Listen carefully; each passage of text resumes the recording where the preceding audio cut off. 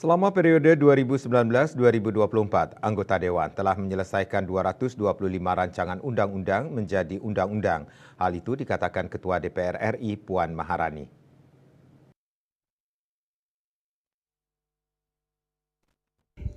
Dikutip dari kantor berita Antara, Puan mengungkapkan RUU yang sudah diselesaikan itu terdiri atas 48 RUU dari daftar prolegnas 2019-2024 dan 177 RUU kumulatif terbuka. Lebih lanjut, ia mengungkapkan RUU yang telah menjadi undang-undang itu diantaranya Undang-Undang tentang Pembangunan Jangka Panjang Nasional tahun 2025-2045, Keimigrasian, Kementerian Negara, dan Dewan Pertimbangan Presiden.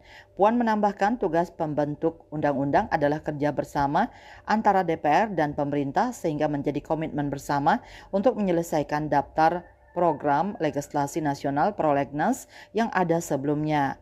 Menurut politisi PDI Perjuangan itu, keberhasilan menyelesaikan undang-undang tersebut juga berkat kolaborasi berbagai elemen.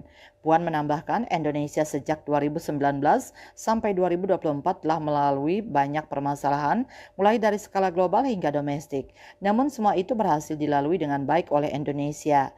Berdasarkan catatan Sekretariat Jenderal DPR RI, daftar hadir pada permulaan rapat paripurna Senin telah dihadiri sebanyak 272 orang dari 541 anggota DPR RI serta diikuti anggota DPR dari seluruh fraksi yang ada. Bali Post melaporkan.